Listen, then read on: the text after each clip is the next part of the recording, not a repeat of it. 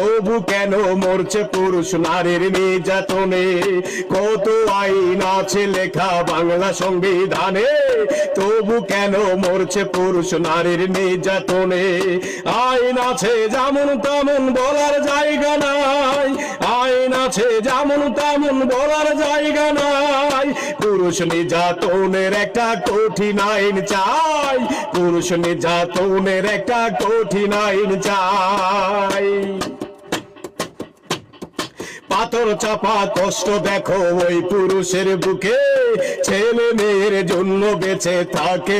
আসলেই খুব নিরুপায় পুরুষ জাতি, আসলেই কারো প্রিয় হতে পারে না। তাদেরকে সব সময় মানুষ অবহেলা করে, বিশেষ করে নারী, ঘরের স্ত্রী অবহেলা করে।